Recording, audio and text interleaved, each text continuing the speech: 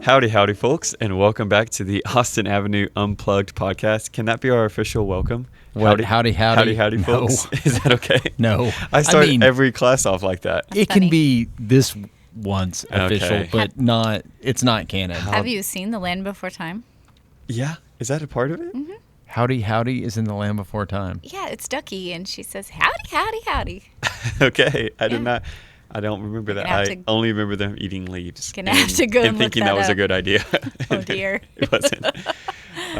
Welcome back to the Austin Avenue Unplugged podcast. I haven't done this in a while. When was the last time y'all were on? We haven't done it in a while, period. Yeah. I Yeah. think it was at the end of the school year. I was about to say, at Ish. least for me, it was. I've had a pretty busy summer, and I know a lot of families around here have as well. So school is back in session at the time of recording this. Football is just around the corner. Just around the corner. Preseason games are happening right now, some scrimmages. So a lot to be excited about. Yeah. Yeah. Our kids are back, have already started some cross-country meets and tennis tournaments, and I know volleyball has started, and so, yeah, lots of kids are busy doing I lots guess of since things. we haven't started our Wednesday night meals yet, it hasn't felt like school has started Yeah. yet for me, because I've been asking kids, are you going into which grade? I heard you do that the other day, and I was like, no, Jyles, they're like, in "I'm that already grade. in it." in full Yeah. swing in there. But once the meals start back up, I think it'll officially feel for me that the school year started. Or once I sub for the first time. Oh, yes. Not many teachers are out in the first 2 weeks of school. It's true. So Because you don't have children in the home, so you're not up on the rhythm of school, and when church rhythm doesn't visibly your rhythm has changed because you're not going to camps and mission trips and Yeah. all that, but like the Wednesday nights and the Sunday mornings look the same as they did in the summer. yeah, Yeah. for now they do. But it has to be feeling real because of the prayer vigil coming up, right? Have you guys been preparing for that? Yeah, we have. We've taken the pictures of the kids. They've filled out some prayer cards for them, and I'm starting to type them out already. And Okay. they're- Kip mentioned there were some stations on Wednesday night. That's right. Yeah, we went around and did some prayer stations where they talked a little bit about a Bible story that applied to that prayer prompt, and then they wrote out their own based on that. So That's really I'm cool. excited for that day, and I hope our viewers get the opportunity pretty soon. I would think in the next few weeks to sign up and also join us in praying for our teenagers and really all of our youth, even our kids. Yeah, and so we explicitly say that this is not like a promotional right. ministry podcast, that it's kind of like more kind of behind the scenes, but this week they kind of overlap because we were going to kind of talk about kind of the rhythm of church life and the season that we're currently are in. So I don't know how many people know this, but the summer's called the summer slump in church life. That like attendance goes down, giving goes down. If you're smart, you don't plan a whole lot of events that are gonna like be dampened by that, unless your name is Jyles Wootton and you're doing the youth ministry, in which case none of this applies to you. And if your name isn't Jyles Wootton and you're doing youth ministry, this Yeah. also doesn't apply to you. Sure. Yeah. But for Austin Avenue, Yeah. So you and Shanna are a little bit outside of the summer slump, obviously, but for the rest of us, things move at a kind of a slower pace. Your volunteers are not as available, Yeah. or they need a rest, and it's just different. So what you do is you spend the whole time kind of gearing up for when that rhythm hits, because the two times people are willing to really commit to something that they ordinarily might not commit to is back to school and January 1st, Right. right? Yeah. And even if people aren't going to be out of town all summer or take a 2-month-long vacation, it's still nice to have that 2-month break from a thing that you did for the rest of the year, like serving the meals. The Wednesday night meals is a perfect is the- example. Yeah, that's what I was thinking of. We've had a lot of the same meal teams and personnel that have been doing the meals since we started them, and this is starting year 4 now. And so, yeah, we gave them a little bit longer break until the month break, September, instead of back to school, which last year we did the back to school time. We followed the school calendar, which meant that the meal teams at the end of the month were doing 10 a year instead of 9. And I guess I've never really thought about this out loud, but I'm on the 3rd week meal team, so I guess that I'm one of the ones that I'm giving a break to. Yeah. But no, people just need a break. And so basically, we're relaunching meals September 2nd. We have life group signups that are out this week, the day that we're doing this. I don't know when it's going to drop. Yeah. New adult classes for Sunday morning are dropping, and the prayer vigils coming in September in the middle of the month. Mm-hmm. And I'm sure I'm forgetting something. Grief share starting, children's family time Wednesday night, Bible studies are so just a lot of stuff. Lots of things in September for sure. Yes. Yeah. Yeah. So much so that I think maybe we over programmed it. Like maybe next year I'm gonna like slow walk it out and maybe do the prayer vigil in like October maybe. I don't know. It just seems that lots of sermons lately, and I've listened to different preachers on podcasts and things, and lots of things are talking about you can't do church alone. You have to be in community. And it's just exciting to think that the things that we're offering, that it seems like everybody in ministry is talking about right now, is coming alongside somebody else. Like life groups are coming alongside somebody else. Our Sunday school classes, talking about, Romans have been just talking about this is a family and this is unity and this is how to be unified and not, have different issues come up. Like you are all one because of Christ. And then, sermons that Doug has preached have been about, our family worship together. We go out and worship. We're worshiping all day long. Just in community, we're in community. And so that's exciting, the things we're offering that look like that and help us For sure. in that. Exciting is definitely a good word for it. I'm jazzed up about it. I'm excited, mainly because I just got through my busy season. Yeah. And I was listening to a podcast the other day that was not ministry related in any way. It was purely just for entertainment. And at one segment during this thing, these two girls are talking, and they're kind of talking about the rhythms of motherhood, and it takes a village. You hear that quite a bit. But 3 or 4 minutes in, I realized they're talking about the church. They weren't, but all the things that they said, I really needed this during this time. And one was older and was reflecting on her experiences and giving wisdom to the younger one. Like, this is a great picture of what the church is. And all of their topics that they were referring to were church topics, were things that we offer here. And it wasn't like worldly, but it wasn't a sacred conversation. It was very secular and just regular in every way. Yeah. It was pretty neat. Another thing I found interesting was how different our worlds can be, although we're like 2 offices away from each other. Yeah. I remember conversations in May when you're longing for the summer to come. Yeah. For your vacation, spending time with your family. Maybe it's the meals that are over, whatever it might be. And I'm at 120% capacity already, thinking about all the stuff that we have, planning, preparing, buying, prepping for classes and sermons. There's 2 weeks where I'm teaching 10 Bible classes and 2 sermons and a nightly Devo, and it's a lot. You need some interns. Yeah. For sure. It's almost like we've been talking about that, Jyles. But we're 40 feet away from each other, and we have 2 vastly different experiences. And I did this, and I thought it was a healthy practice, and I still think it is. I'll get y'all's take on it. When I get overwhelmed, I get on Google Maps. I actually do this, and I zoom out. And I just think about how I don't know, the more I zoom out, I don't know anybody else's problems in this world. Yeah. And they don't know mine either. So although it can be like all-encompassing in my mind that everything in my life is surrounded by the stress or anxiety that I have around fill in the blank, it doesn't even affect the people that are 2 offices away from me, and it definitely doesn't affect the people that are 3 Zooms away from me. Yeah. And I've recently found out that I'm obviously not the only one that did this. It's not an original thought, but that people call it like getting a bigger world. And the most famous example was someone came home from their job at, I don't know if it was a Chili's or some restaurant chain like that, and they were complaining to their roommate about how the shift before them didn't marry the ketchup bottles. When you have 2 half bottles, you open them up and you fill one up, so you have one empty and one full. And then the roommate said, you need a bigger world. We need bigger things to worry about and complain and think about than how someone didn't combine 2 half-filled or half-empty, I would say half-filled, ketchup bottles. Yeah. You need a bigger world.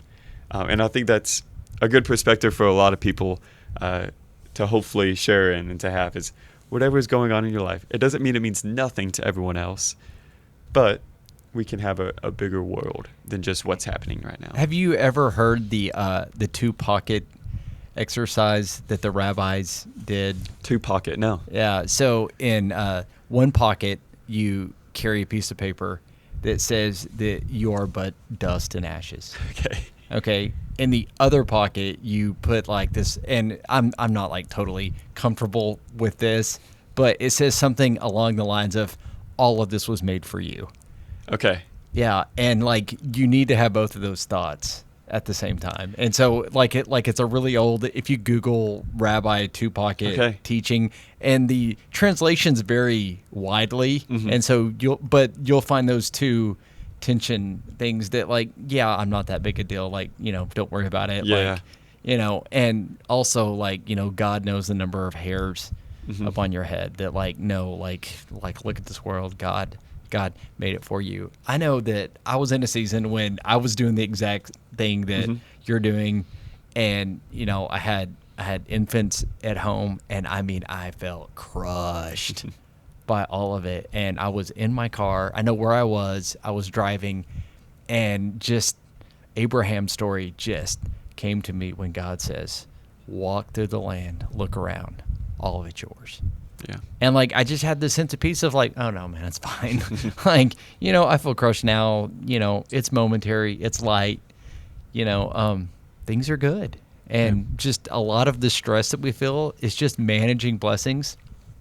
And so I think about that a lot too. Yeah. So it seems like in detail, you can tell me what Bible story, Abraham, where you were in the car.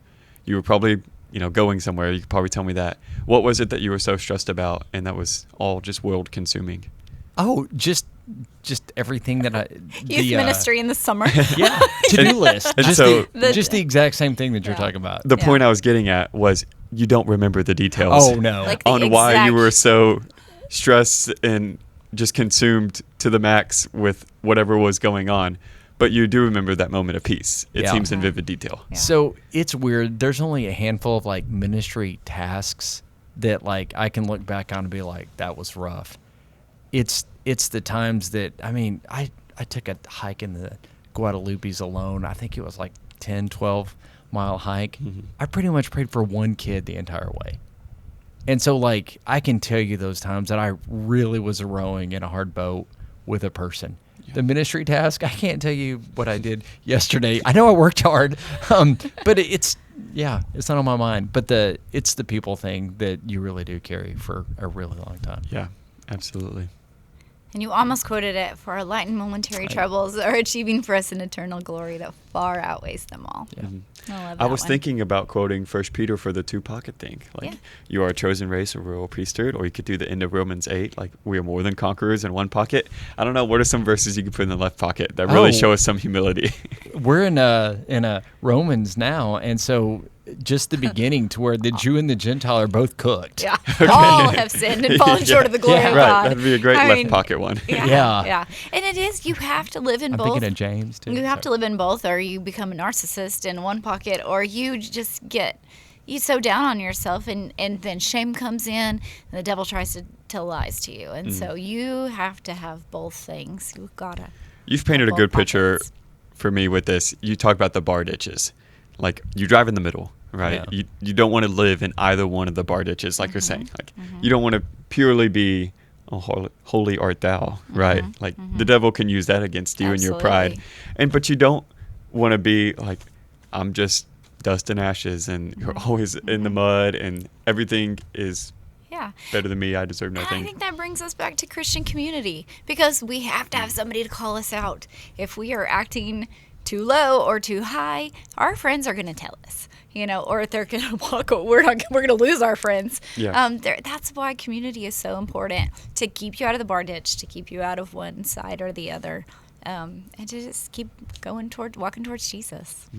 So I feel like men pretty naturally do that. That like we do it with a lot of teasing, a lot of joking, right? As far as like that, either lifting you up or maybe humbling you a little bit. I play pickleball with people that I respect and love. I'm humbled on Thursday mornings because I'm the worst player there. And there's a lot of good, godly men that can smoke me at pickleball. What does that look like for women? We do it with tears. I really, honestly, I think we do. We have so much more emotion, and relationship is more important to us as far as that. Just becoming emotionally attached, and I think we do it with tears for sure. Yeah. Maybe some do it with like you said, the teasing or the just the playfulness of it, but a lot of times it does take a little bit different. It's a little bit more challenging, I think, for women. Well, and I feel like too, I didn't say it the first time, but I also feel like that, Jyles and Doug and I and other people that I know, I feel like that we don't mind being kind of direct in some of those hard talks. Either, hey, you seem really down. Are you okay? Is that different for women? No, I don't think so. I think we could say that. I think we could. I think it would take longer. Yeah. There would have to be a sit down.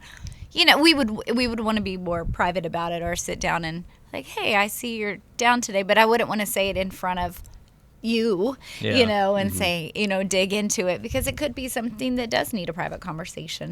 And so I think a little bit more guarded, and a lot more emotion. It just is. It's just the nature of me. I've anyway. recognized that my approach and probably my intent is quite different.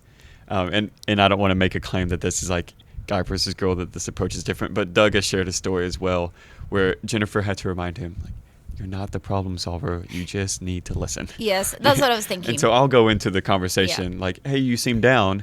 And mentally, I'm thinking, I'm going to listen to what she's got to say. That way, I can help her out. Right. I can help be the solution to whatever problem it is. I can formulate a plan. I can execute the plan. Yeah. And then the problem is solved. And we can go back to this baseline. That's not a real world thing, For sure. by the way. But we think that it is. Yeah. Well, then after this, we have just 30 years of just boredom of just everything being perfect. And I think we've told this story before we were newly married, and I went across the street in my shorts to the church building to grab something out of the kitchen, and an older gentleman was in there, and he made a comment I can't believe you're wearing shorts in the church building. And I was so offended and so sad, and I went home and I started crying, and I wanted to tell my husband, I cannot believe this just happened, and I didn't know, I'm sorry. And I was so sad, and Lance is marching over there to say something to fix it. I'm I didn't want you to confront him. Right. I wanted you to just comfort me. And it's we want the comfort, not necessarily the fix. We just want to talking about it helps us release it. But I think you guys, and I understand sometimes I act more, sometimes for Callie, I'll try to fix things. And she's like, Mom, I just want you to listen. And so, I think that's where we differ sometimes. Mm-hmm. Okay, Jyles. So are you Gen Z? You would know better I don't than know. I was. Do you know the dates? He was born in 2000. Yeah. So, I Does that make him? think that's Gen Z. Okay. Okay. I'm not sure. What does that Anyway. mean? And I'm a Scorpio. No, not going there. So Tell me all about myself. Jyles, Doug and I are both Gen X. So do you think that our generation handles things like that different from, say, Gen Z or even the younger millennials? I think experience comes with it. I think having a spouse that you all have had those experiences together and y'all have talked about it, y'all figure out better ways to do it. I can even just think about when I was younger, it could come off in a way where I was telling you how to fix it, and we're coming up with a game plan because I thought I had the idea of, well, here's your problem, here's your solution, go and do it. And I think there's a fine line in between coaching someone up and reassuring them, giving them confidence or encouragement in that time. But in terms of just approaching it straightforward or not, I don't know if I've recognized. I haven't been looking for them, so now I will look for them to see if there's any generational differences. Yeah. I heard this in a podcast, and I wrote it down so I would not forget it. Okay. But when you're young, you are driven by your feelings and your desires. And then as you get older, like you said, with experience and marriage and just years, you make some commitments and you have some convictions, and then you can be ruled by your commitments and your convictions instead of your feelings and desires. I heard that same thing it comes with maturity. I was talking about Paul and Timothy, and yeah, I just loved it. Well, that explains like almost every stereotypical rebellious teenager fight against the stodgy traditional village elders, right? Is the older folks, you said that they're ruled by commitments they've made, convictions that they have. Uh-huh. And so, yeah, no, I think that is a very logical way to kind of understand when you're at loggerheads, especially with the younger person, is just ask, so is this like a conviction, or is this like something that you feel? And just like understanding that, Yeah. it's not going to fix the problem. Yeah, because when you're young, you don't have a lot of commitments. You don't even understand what a commitment is or conviction. You haven't been convicted, or you don't have those. Those come with age and experience and maturity, and so yeah, you're just all over the place with all these feelings and all these desires. And what our job is as parents and even as teachers and ministers is to point them towards a conviction and a commitment to bow their heart to Jesus, to commit themselves to walking on the middle of the path and not in the right or left bar ditch, and to be ruled by a commitment to our faith. Yeah.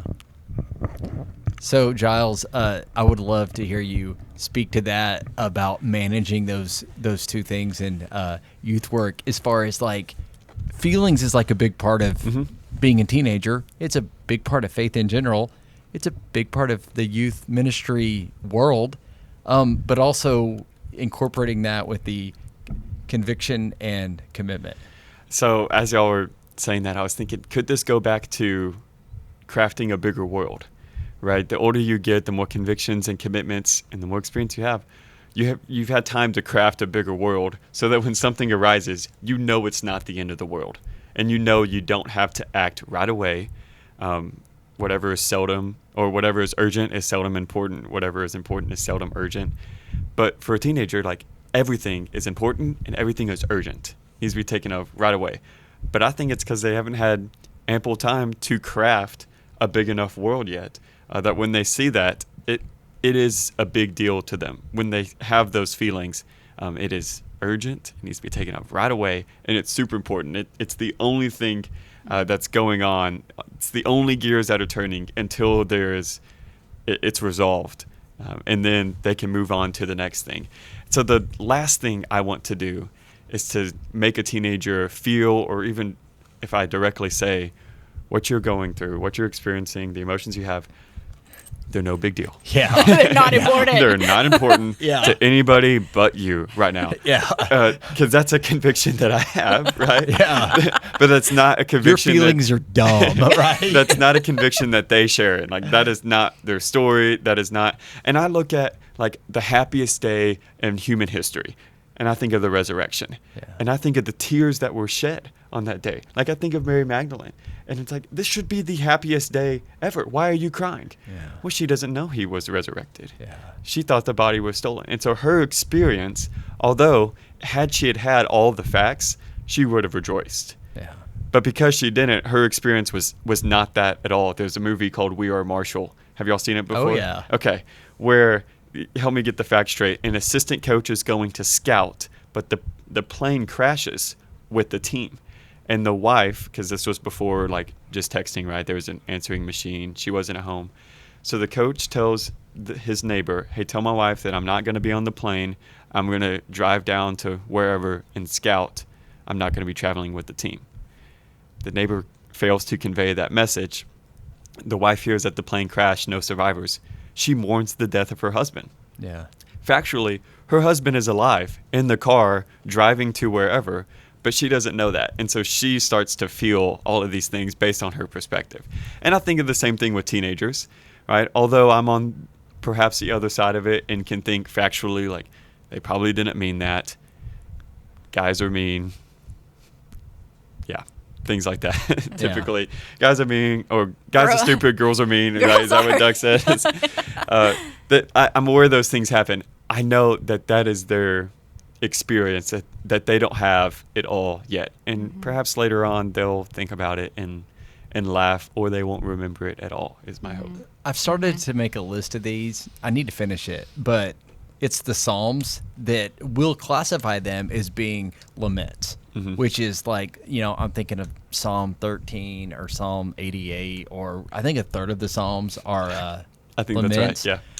I love how in many of them, not all, there's some that just end on like, and darkness is my only friend, and it sounds like an emo goth kid from the 90s. But a lot of those Psalms have a but in there. And a lot of them are like, okay, God, things are bad. I'm crying. My pillow's soaked in tears. You're not around. I'm totally alone. Just that emo goth kid from the 90s that I love. Okay. And then it says, but you've always been there before. Like, it's probably going to be fine. And I love teaching the Psalms for that reason. Because, like, you can validate their feelings in one hand. Because, like, I don't know if I come across this way or not, but I feel like I have really big feelings and really big emotions. So it's like, yeah, those are here. But you also kind of know this other bigger picture, the bigger world teaching. And so, I've always found Psalms a great way to both validate and also elevate. There you go. That's a good saying. That is. Validate. It's good alliteration. Elevate. Yeah. There. Well, it's not alliteration. It's rhyming. Alliteration is the same initial sound. Right. Or, letter. Or Validate and elevate. Thank you. Yeah. I like it. Mic drop. Boom. All right, I'm out. I won't say anything else that good. That okay. Yeah. Sarah's not here to tell us to stop, so this could go on for hours. Psalm 30 goes back and forth. Yeah. Talking about things being, I will exalt you because you lifted me out of the depths. I mean, it starts like he's praising, but I was down. My enemies were gloating over me. I called to you. You brought me up. I mean, it's back and forth and back and forth. So evaluate and elevate. Validate. Validate. Yeah. Validate the way that you feel. Yeah. I mean, I guess you could evaluate first, but validate, like, of course you feel that way. And then elevate the perspective and be like, well, but also.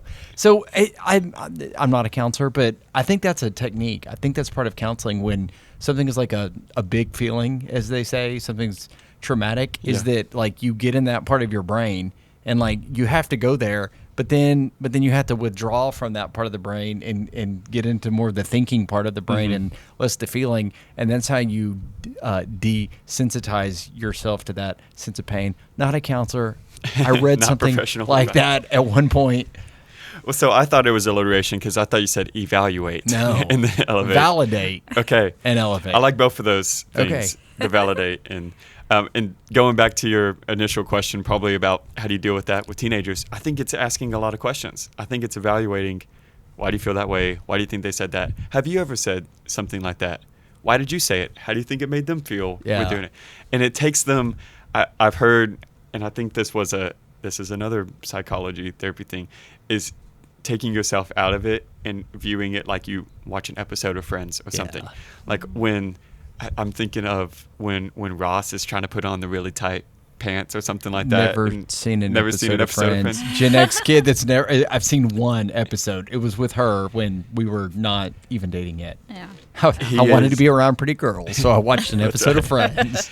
Got a wife in the deal. He is panicking.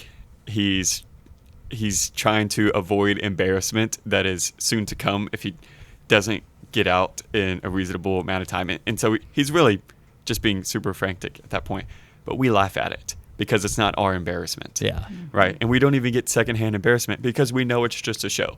And when we can step out of our own lives and out of the stories that we're making in our own heads and just and watch it from an outsider's perspective, we can then show so much more grace on, I've said things too that came off the wrong way.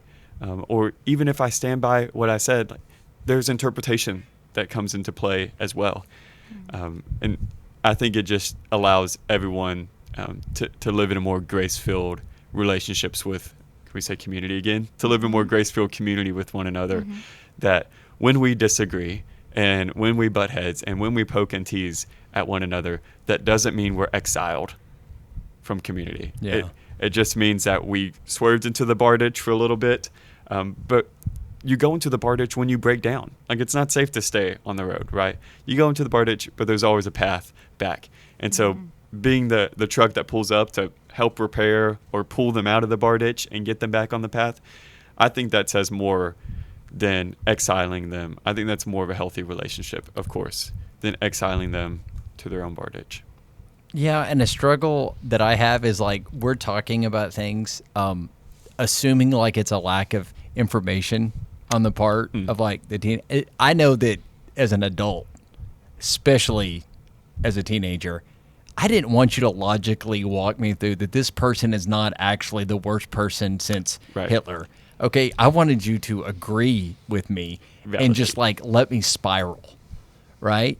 And so part of it is just, I don't know, just like acknowledging like, okay, it's not a lack of information on this person's part. Like if you walked them through it, well, have you said something stupid? Like, did you mean it?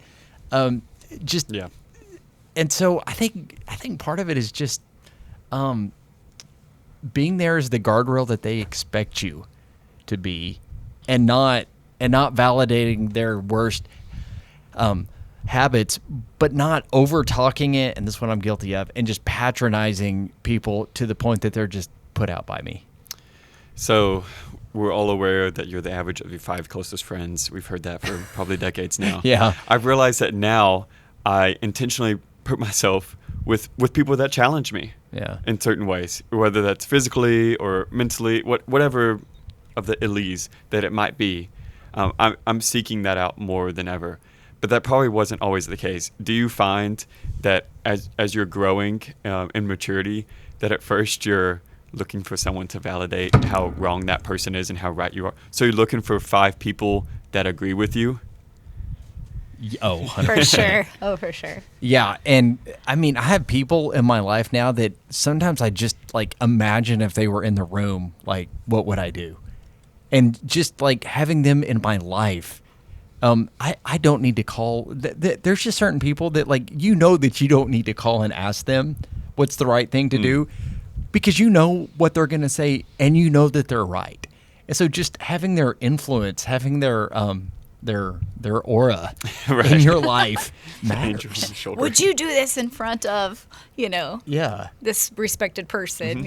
No, I wouldn't. Well, then don't do it. Yeah. That kind of thinking. Yeah. And that's why we need life groups. That's why we need community. Life groups are intentionally not, this is for the 20-year-olds and this is for the, the 30-year-olds and this is for the 60-year-olds. No, we want them to be intergenerational, and that because, like you said, you want to surround yourself with different people with that you respect, and that may not be all the people in your age group, and you want some of all of that. So. Yeah. I'll tell this quick story, and then I think we're about out of time. But I remember we had the goat cook-off in Goldthwaite, Texas, when I was in junior high. I'm sure it still happens now. And it was a big deal for junior high kids. And there's like a little dance on the basketball court in the park afterwards. And it's the closest thing you have to homecoming and prom for junior high kids, right? And it's in the springtime. And I remember... If you're from a city and you're listening the to goat this... cook-off, yeah, right. You're like, I rented a limo for prom. And John's like, yeah, we killed a goat and cooked it in the backyard. And it's at the local park, and there's knockerball and crawfish catching. It's Oh, dear. Crazy. Carnival games, overpriced lemonade. But I remember being real concerned. Not real concerned. I remember having 2 options of which shirt I'm going to wear. And I could not decide which one was going to be the one that I chose. And so I asked the only person of fashion in my life at the time, my older sister. And she picked a shirt. And immediately I realized that's not the shirt I wanted you to pick. Right? And although I couldn't make the decision for myself, it was evident to me in that time that I really just wanted your validation that this one that I was kind of leaning towards was the right choice. But instead you said this one, and I probably wore this one anyways, like out of spite for her or out of what I really wanted to do. But she was very pivotal in that moment, not because her wisdom was so profound, but because she enlightened me to what I already knew to be true in that time. And in the same way, like you can call a person up and you can ask them, but you already know the answer. Yeah. It's never a knowledge problem. Rarely ever is it a knowledge problem. Yeah, 99% of choices in life are not that morally complex. Occasionally they are. Most of the time, we know the answer. And when I was a little older than you, I had one of those what I wanted to make it complex issues in my youth ministry, And I had an elder that I thought a lot of. And as I asked him the question, what's the right thing to do? I was like, never mind. I know. I just didn't want to do it. Right. I think we all want to be validated. We do. We want to be heard and validated. And, That's right. and that's what makes us human. Yeah. That's right. You want to take the easy way out, and you need to have people that, as you say, hey, I want to take the easy way out, as you say it to them, you're like, never mind, I'm just going to go do the right thing. Mm-hmm. Yeah. That's right. For sure. Well, thank you for tuning in today to Austin Avenue Unplugged. We've made a point for this podcast not to be a time of a commercial for the church and its ministries or for it to be special teaching, but really just to sit in on conversations that we would be having anyways. And I enjoyed today's conversation, and I pray y'all did too.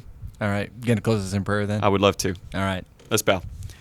Dear God, we're just so grateful any opportunity that we have to share you and to be around other people.